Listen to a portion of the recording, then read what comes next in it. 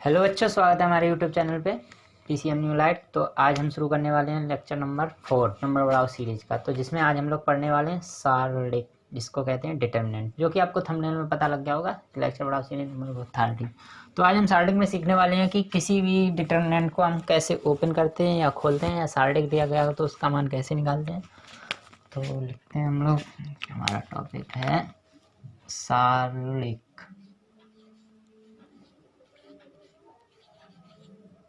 तो सारणिक सीधा सा आप लोगों को समझना चाहिए कि सारणिक जो होता है वो दो लाइनों के बीच में लिखा जाता है।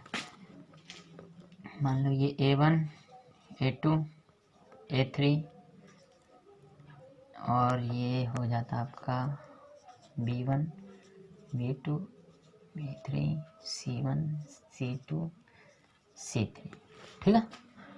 तो अब कोई पूछते कि इसका मान क्या होगा, या फिर कहा जाए कि इस सारणिक को हल कीजिए, या फिर बोला जाए इस डिटरमिनेंट की value, find out the value of this determinant. तो आप लोगों को क्या करना है कि इसको कैसे हम लोग ओपन करते हैं। तो आज हम लोग ये सब सीखने वाले हैं। तो शुरू करते हैं। मान लीजिए आपको ये दिया रहे, तो इसको शुरू करने के लिए सबसे पहले हम लोग इसको अलग लिखते हैं। तो अलग लिखने के लिए हम लोग ये हो जाता हमारा A1 A2 A3 B1 B2 B3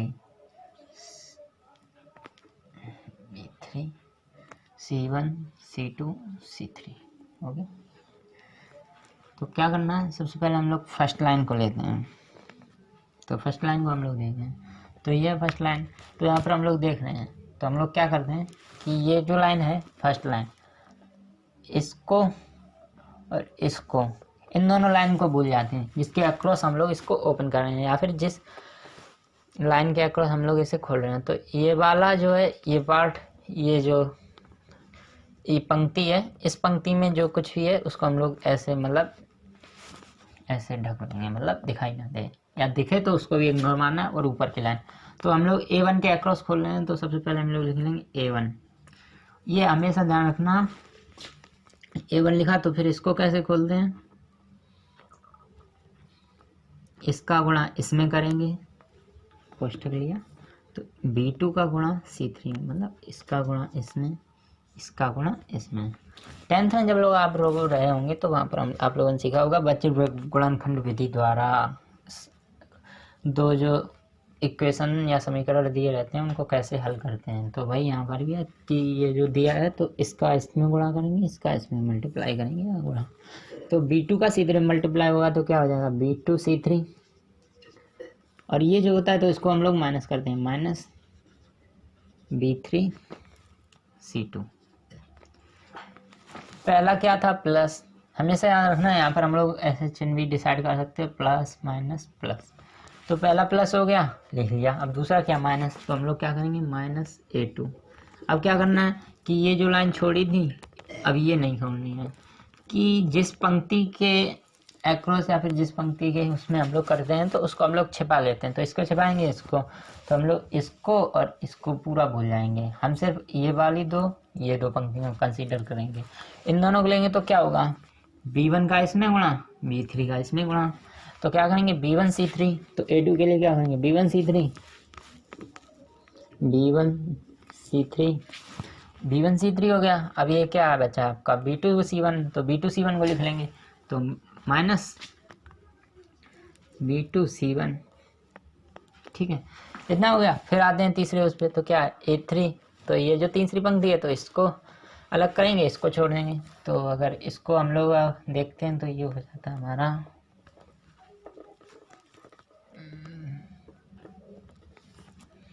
तो इसको अलग छोड़ो, इसको छोड़ दे तो इसका क्या होता है, इसका इसमें, इसका इसमें होता है।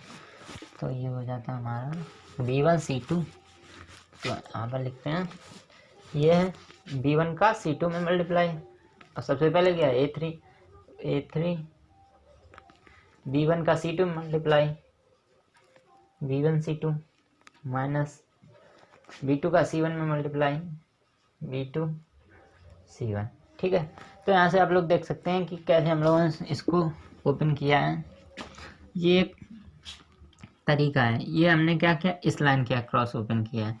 आप लोग चाहें तो किसी भी तरह से कर सकते हैं, या फिर इस लाइन के अक्रॉस ओपन ना करके आप लोग चाहें तो इस लाइन के अक्रॉस आप लोग ओपन कर सकते हैं। जैसे मैंने क्या लिखा, A1 B2 C2 A1 B2 C3 minus B3 C2 B2 C3 minus B2। अगर आप लोग इधर साइड को करेंगे तो A1 का तो यही आएगा, A1 का ये दोनों बंद करेंगे तो C2 B2 C3 B2 minus C2 B3। और फिर जब इस पे आएंगे तो यहाँ से क्या आ जाएगा, प्लस माइनस, तो ये माइनस हो जाएगी। तो यहाँ पर A2 है, यहाँ की जगह क्या हो जाएगा -B1। फिर B1 ये पूरी लाइन, ये इसको बंद कर देंगे तो हो जाएगा C3A2 इंटू माइनस C2A3। तो यहाँ पर C3A2 माइनस C2A3 हो जाएगा। फिर इस पे आएंगे तो प्लस माइनस प्लस, तो यहाँ प्लस हो जाएगा आपका। जब यहाँ प्लस होगा तो यहाँ A3 की जगह C1 आ जाएगा, और C1 के अक्रॉस जब ओपन करेंगे तो यहाँ B3 into A2 B2 into A3, तो यहाँ B2 into A3 minus B2 into A3 हो जाएगा। और चाहें तो इसके अक्रॉस मतलब जिसके अक्रॉस चाहें उसके अक्रॉस आप लोग इसको ओपन कर सकते हैं, लेकिन आपका आंसर हर तरह से सेम ही आएगा। ठीक है, तो इतनी बात हो गई।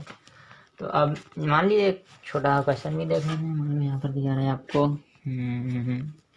1 2 3 2 1 4 2 3 1, मान लो 2। ठीक है, अब बोला जाए इसको ओपन करो। मान लो मैं इसके इसी पंक्ति के क्रॉस कर रहा हूँ, तो क्या लिखूँगा, 1 का 2 में मल्टीप्लाई 2 इंटू 1 माइनस 4 इंटू 3 ना हुआ, कोष्ठक बंद, फिर माइनस, यहाँ 2 फिर कोष्ठक, इसको करेंगे तो ऐसे हो गया। तो क्या बचा हमारा 2 इंटू 2 और फिर 4 इंटू 2, तो 2 इंटू 2 करेंगे तो 2 इंटू 2 माइनस, और फिर ऐसे करेंगे तो क्या आ जाएगा 4 2, तो 4 इंटू 2, तो यहाँ से हो जाएगा आपका 4 इंटू 2, फिर प्लस यहाँ क्या है आपका 3, तो यहाँ पर आपका क्या हो जाएगा 3 ब्रैकेट। जब ये 3 हुआ तो आपका ये ऐसे हो जाएगा, ये हल हो जाएगा। तो 3 का 2 में मल्टीप्लाई 2 का 1 में, तो यहाँ पर हो जाएगा 3 into 2 minus 3 into 2 minus 2 into 1, इतना हुआ। अब इतना हुआ, अब आप लोग इसको आगे प्रोसीड कर सकते हैं। आगे प्रोसीड करेंगे तो आप लोग क्या बचेगा यहाँ पर 1 से फिर खैर कोई मतलब ही नहीं, 1 का किसी मल्टीप्लाई 1 होगा। 2 इंटू 2 2 माइनस 4 इंटू 3 12 माइनस 2, यहाँ हो जाएगा आपका 4 माइनस 8 प्लस 3 6 माइनस 2। ठीक है, अब आगे करेंगे तो ये हो जाएगा आपका -10 माइनस 2, ये हो गया आपका 8 माइनस 8, ये -8 ये 4, तो बचेगा आपका -4 प्लस 3 6 माइनस 2 इक्वल टू 4। तो यहाँ कितना है -10, ये माइनस का 2 इंटू -4, ये हो जाएगा आपका +8 प्लस 3 4 12। यहाँ पर आपका बचता है टोटल माइनस का 2 प्लस 20, ये आपका बचा 10। ठीक, अब आप लोग चाहें, मैंने ऐसे किया, आप लोग चाहें तो इसके अक्रॉस में कर लीजिए, इसके अक्रॉस भी करके दिखा देता हूँ। मान लीजिए इधर कर देता हूँ, तो सबसे पहले तो 1 को ही लेंगे, तो यहाँ पर हो जाएगा आपका 1 2 का 1 में माइनस 4 का 3 में। ठीक है, अब 2 को लेंगे तो यहाँ क्या था प्लस माइनस प्लस, यहाँ से plus plus minus plus minus था, तो अब ये क्या है 2, तो -2। अब -2 किया तो ये ऐसे हो जाएगा, ये ऐसे, तो सबसे पहले इसका इसमें मल्टीप्लाई फिर इसका इसमें, तो 2 का 2 में करेंगे तो यहाँ हो जाएगा 2 इंटू 2 माइनस 3 इंटू 3, फिर क्या है +2। अब 2 वाला है तो इसको करेंगे तो 4 इंटू 2 माइनस 1 इंटू 3, तो 4 इंटू 2 माइनस 1 इंटू 3। तो आप लोग इसका स्क्रीनशॉट ले लें, कुछ भी ले लें, आगे इसको सॉल्व कीजिए। इसको अगर आप लोग सॉल्व करेंगे तो आपका जो आंसर है 10 ही आएगा। अगर कुछ और आता है तो या तो आप लोगों ने कहीं मिस्टेक की है। तो इतना हो गया। तो हम लोग यहाँ से सीख लिया कि सार्डिक को हम लोग कैसे ओपन करते हैं, क्या करते हैं। आप इसकी प्रॉपर्टीज़ भी देख लेते हैं। तो इसका प्रॉपर्टी क्या है, अगर आपको दिया जाए कि मान लीजिए ये साल्डिक है या डिटर्मिनेंट, अब ये डिटर्मिनेंट है, अगर आपसे बोला जाए is equal to I W1 W2 W3 और यहाँ पर हो जाए आपका V1 V2 V3 और U1 U2 U3। अब आपसे बोला जाए कि ये दोनों डिटर्मिनेंट बराबर हैं या फिर कहा जाए दोनों सार्डिक बराबर हैं, तो क्या होना चाहिए, कंडीशन ये है कि A1 W1 के बराबर होगा, A2 W2 के बराबर होगा, A3 W3 के बराबर होगा। मतलब LHS डेढ़े हाथ के तरफ के सार्डिक का हर एक कंपोनेंट सीधे हाथ के सार्डिक के हर एक कंपोनेंट के बराबर होगा। मतलब ये फिक्स होगा, मतलब जैसे मान लो इसको हम लोग दर्शा रहे हैं JI जैसे, और इसको दर्शा रहे हैं JI जैसे, और इसको WI जैसे।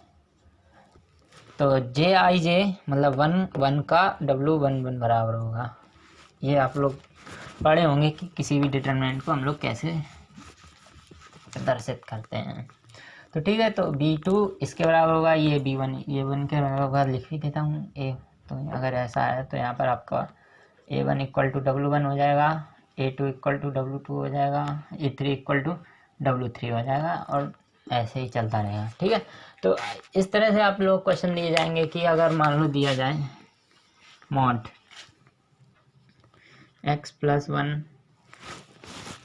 1 2 3 4 5 और यहाँ पर दे दिया जाए मतलब कुछ भी 6 7 8 मॉड अगर बराबर में करके दे दें कि मान लो यहाँ पर दे दिया जाए y + 2 और यहाँ दे दें z और यहाँ दे दें आपको क्या देंगे u - 3 और यहाँ पर दे दें कि ये जो वैल्यू है ये 2 1 2 3 3 5 1 3 8। ठीक है, ऐसे दे दिया है। अब मान लो यहाँ पर भी कुछ पूछ लें, जैसे मान लो यहाँ पर कर दें वो v + 1, यहाँ पर कर दें 1 प्लस u हो गया m, और यहाँ पर भी कर दें n। ठीक है, अब आपसे पूछा जाए कि x y z u v m की वैल्यू n की वैल्यू क्या कीजिए, या फिर बोल जाए इनके मान ज्ञात कीजिए। तो क्या करना है, हम लोग क्या करेंगे, यहाँ पर मैंने कहा A1 का W1 के बराबर, A2 का W2 के बराबर, A3 का W3 के बराबर, सब बराबर होते हैं। तो यहाँ पर हम लोग पहले देखेंगे कि क्या दिया गया है। हमें दिया गया x + 1, तो ये x + 1 है, यहाँ 2 है, तो हमारा जो x + 1 है ये 2 के बराबर होगा। तो x + 1 हमारा 2 के बराबर होगा। कॉपी पेन साथ में रखिए, वीडियो पॉज कीजिए, ऐसे जो बताया वो करके देखिए। अब से ये आप लोगों ने किया होगा। तो x + 1 बराबर 2, तो यहाँ से हम लोग लिख सकते हैं x + 1 = 2। इतना लिखा, ये वाला इसके बराबर, तो यहाँ से हम लोग x की वैल्यू की तो 2 - 1, यहाँ से x की वैल्यू हमारे पास आ गई 1। ठीक है, 1 1 के बराबर सही है, 2 2 के इक्वल टू सही है, यहाँ पर 3 है, यहाँ पर n, तो हम लोग यहाँ से क्या लिख लेंगे 3 = n। जब 3 = n किया तो यहाँ से हम लोग के पास आ गई n की वैल्यू 3। फिर है y + 2 = 3, तो यहाँ से हम लोगों के पास आता है y + 2 = 3। तो यहाँ से हमारे लोगों के पास y की वैल्यू आ गई, तो यहाँ पर हो जाएगी 3 - 2, तो यहाँ से हम लोग लिख सकते हैं y = 1। फिर 5 है सही है, u - 3 = 1 + m, वो गड़बड़ हो गया है। तो u - 3 = 1, ध्यान रखिएगा, तो u - 3 = 1, तो यहाँ से हमारा हो जाएगा u - 3 = 1। यहाँ से u बराबर हो जाएगा हमारा 3 इधर आ जाएगा, तो 1 + 3, तो u = 4। ठीक, क्योंकि वैल्यू 4 आ गई। z है तो यहाँ से क्या लिखेंगे z = 3, तो z की वैल्यू 3 है। और यहाँ पर 8 है, तो 8 = v + 1, तो यहाँ से v की वैल्यू कितनी आ गई 8 - 1 = v, तो 7 आ गई v की वैल्यू, या v = 7 लिख लो। तो यहाँ से हमारे पास वैल्यू निकल के आ जाती हैं। तो ये इसी टाइप में आप लोगों को क्वेश्चन दिया रहेगा कि ये आपको सारणिक दिए गए हैं, और आप लोगों से पूछा जाएगा कि ये जो सारणिक दिए गए हैं इनका आप लोग मान ज्ञात कीजिए, कहाँ x है, कहाँ v है, कहाँ w है, तो आप लोग उनको ज्ञात कीजिए। ठीक है, तो नोट कर लीजिए या तो स्क्रीनशॉट ले लीजिए, जो आपको पसंद लगे वो कर लीजिए। तो इसी में ऐसे ही क्वेश्चन बनते हैं। फिर आगे का मैं आपको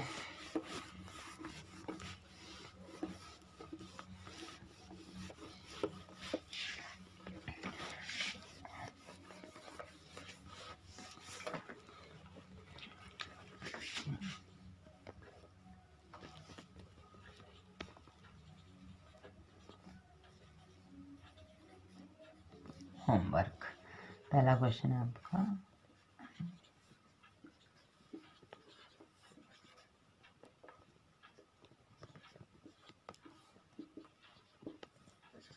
दूसरा है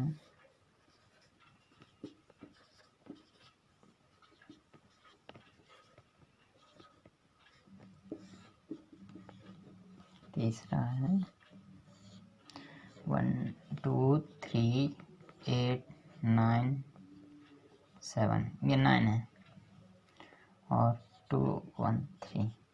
इनका आप लोगों को ये जो डिटर्मिनेंट है इनको सॉल्व करने हैं, और जो आंसर है वो कमेंट में आपको बताना है, तो मैं बताऊंगा सही है या गलत है। आप लोग कमेंट करेंगे तो मुझे लगेगा कि आप लोग सॉल्व कर रहे हैं, बस इतना ही है। और ये आप लोगों को मैं उससे दे देता हूँ कि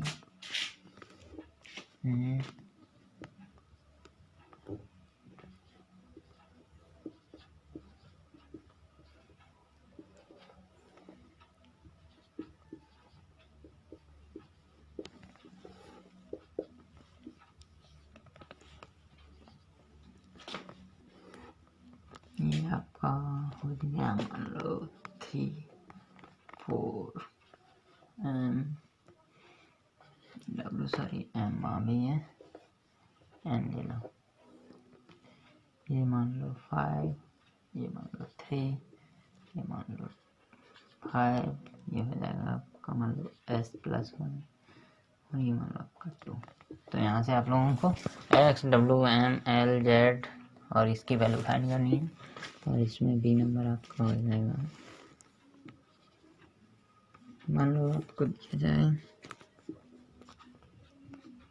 3 1, ठीक है, 1 ऊपर भी है तो यहाँ कर लो 2x + 3 8 9 x 3x + 1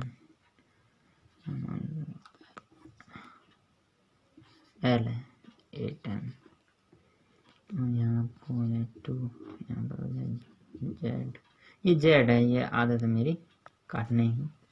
यहाँ पर आपको l भी दे दिया मैंने, तो यहाँ पर ले लो w, यहाँ पर ले लो s, ठीक है।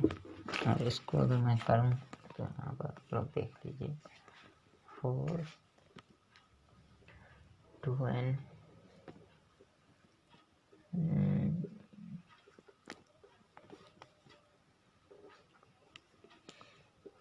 r²,